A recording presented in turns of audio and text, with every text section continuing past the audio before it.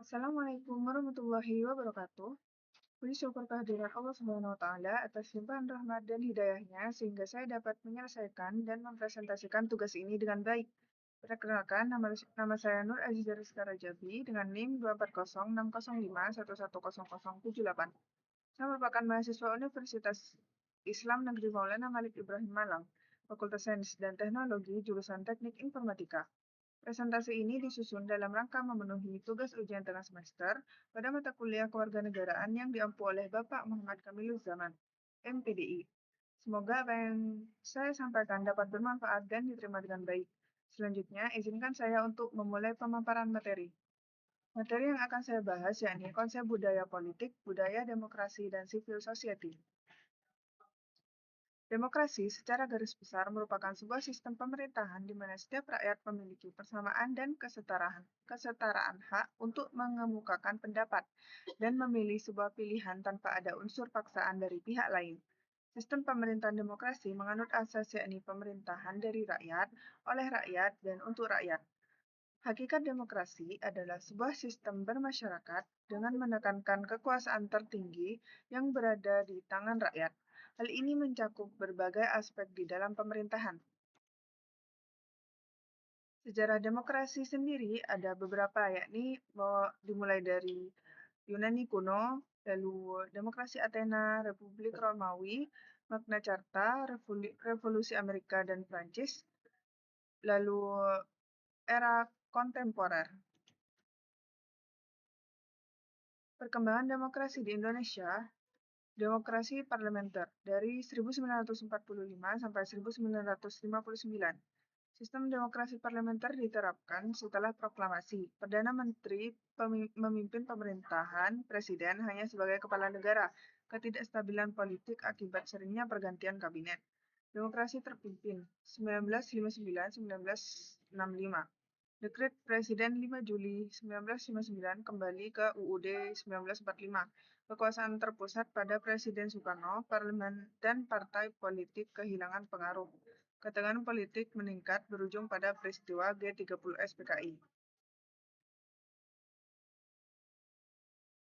Perkembangan demokrasi di Indonesia, yakni demokrasi Pancasila masa Orde Baru 1966 sampai 1998. Soeharto menggantikan Soekarno menekankan stabilitas politik dan ekonomi. Demokrasi Pancasila diterapkan namun cenderung otoriter. Pemilu dilaksanakan rutin tetapi tidak sepenuhnya bebas. Kebebasan pers dan berpendapat dibatasi. Demokrasi Reformasi 1998 sampai sekarang. Soeharto mundur akibat krisis ekonomi dan tuntutan reformasi.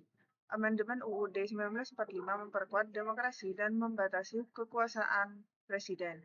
Pemilu presiden dan kepala daerah dilakukan secara langsung.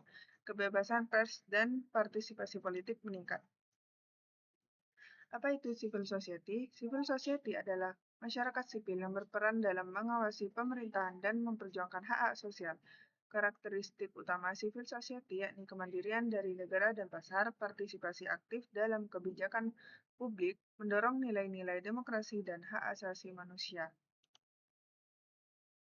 Perkembangan civil society di Indonesia, yakni pada masa Orde Baru, kebebasan masyarakat dibatasi, banyak organisasi masyarakat dibungkam oleh pemerintahan.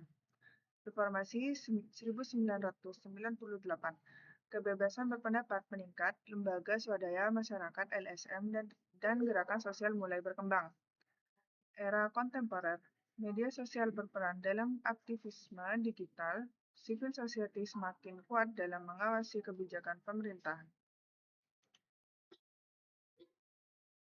Demokrasi dalam NKRI adalah sistem pemerintahan yang berlandaskan kedaulatan rakyat, di mana rakyat memiliki hak untuk berpartisipasi dalam pengambilan keputusan politik melalui pemilu dan mekanisme lainnya. Ada beberapa prinsip demokrasi dalam NKRI, yakni kedaulatan rakyat, pemerintah berasal dari rakyat, oleh rakyat, dan untuk rakyat. Negara hukum, pemerintahan berjalan berdasarkan Konstitusi UUD 1945, perlindungan hak asasi manusia, pemilu yang jujur dan adil, pemilihan umum dilaksanakan secara langsung, umum, bebas, rahasia, jujur, dan adil. Pembagian kekuasaan. Kekuasaan dibagi menjadi eksekutif, legislatif, dan yudikatif untuk mencegah penyalahgunaan wewenang. Demokrasi dalam sistem NKRI, yakni implementasi demokrasi di Indonesia. Pemilihan umum, presiden, legislatif, dan kepala daerah. Kebebasan pers dan media sosial.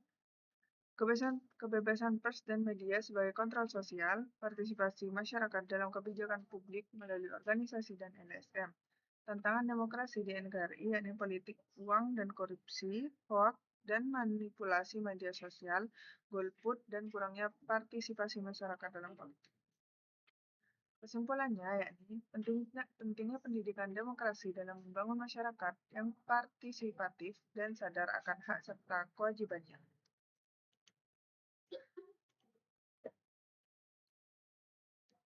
Sekian presentasi yang dapat saya sampaikan, kurang lebihnya mohon maaf. Wassalamualaikum warahmatullahi wabarakatuh.